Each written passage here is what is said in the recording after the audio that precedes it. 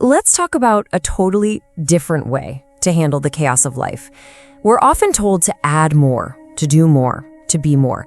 But what if the real solution comes from nothing? It's this ancient idea that suggests the answer isn't about what you add, but about what you allow to be empty. Let's see how that actually works. You know that feeling, right? Where you just feel completely caught in a knot. It feels like every single move you make, every attempt to get free, just pulls that knot even tighter. You're stuck, you're overwhelmed, and you have no idea what the next step should be. Maybe it shows up in those arguments that just go in circles, the ones where it feels like you're speaking different languages. Or maybe it's a problem that feels like this huge, tangled mess, and you can't even find a loose end to pull on. Or hey, maybe it's all just happening inside your own head, a mind that's just buzzing, racing, and absolutely will not be quiet. Okay, so what if the answer wasn't to fight harder, or to think faster, or to throw more solutions at the problem? What if the real solution lies in the exact opposite direction, in something we usually ignore completely?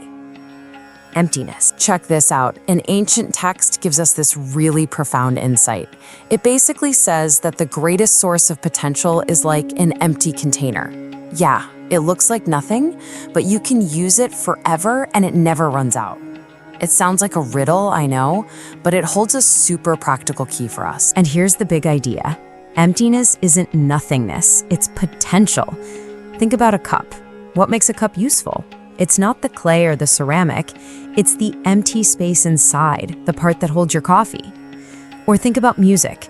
Without the silence between the notes, what do you have? Just noise. There's no rhythm, no melody. That emptiness is the space where everything important can actually happen. So this is a cool idea, but how do we actually use it?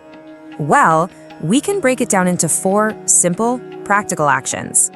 This is where we take that ancient wisdom and turn it into a real-life toolkit for navigating our own messy lives. So here they are, our 4 moves. Blunt the sharp edges, untangle the knots, soften the harsh light, and settle the dust. I know, they sound a little poetic, but trust me, each one is a very real, very practical way to handle the challenges life throws at you. Let's break them down. First up, blunting sharp edges. Okay, picture a tense conversation. Someone's coming at you with anger, with sharpness. Our first instinct is to meet that sharpness with our own, right? To fight back. But this approach says, do the opposite. Respond with calm. By creating that little bit of empty space, you give the tension nowhere to go. It just dissolves. This isn't about being weak or giving in. It's about being the smartest person in the room and de-escalating the situation. Next, we have untangling knots. When we're staring down a really complex problem, we often just try to force it, to yank on the knot from all sides. And what happens? It just gets tighter. The alternative is to just step back, create some mental space, and let the simplest, most obvious path show itself.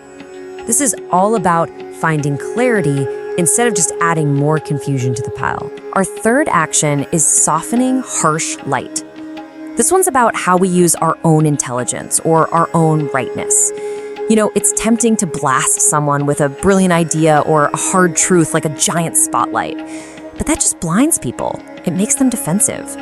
A much more effective way is to kind of dim that light a little. Deliver feedback gently so that people can actually take in what you're saying. And finally, settling the dust. Those chaotic moments when everything feels like it's been thrown up in the air? Our gut instinct is to jump in and do something right now, but reacting in the middle of a storm usually just makes the storm worse. This last action is all about the power of patience. It's about consciously doing nothing, just for a moment, letting all that dust settle so you can finally see things clearly again. So we've got these 4 actions, right? Blunting, untangling, softening, settling. But what's the one thing that ties them all together? Well, there's a simple and really powerful metaphor that makes this whole thing just click. Be like water. Just think about how water works. It flows around sharp rocks instead of trying to smash through them. That's blunting sharp edges. It always finds the simplest, easiest path down a mountain. That's untangling knots. The surface of a lake reflects the harsh sun softly, doesn't it? That's softening harsh light. And when water is still, all the mud and dirt settles to the bottom and it becomes crystal clear. That's settling the dust.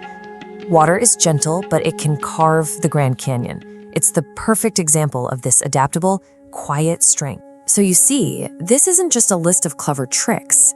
It's really a fundamental shift in how you see the world. It's about moving away from force, away from trying to dominate every situation, and moving towards harmony and, well, flow. So here it is, your new toolkits. Start to value that empty space in your calendar, in your conversations, and inside your own head. Start to embrace a gentler kind of power, one that actually resolves conflict instead of just winning it. Seek harmony over just being right. And maybe most importantly, practice a little patience. Just give the dust a chance to settle. So as we finish up, I really want to leave you with this one question to think about. Just look at your life right now, your job, your relationships, your own peace of mind. Where's the knot that needs a little space?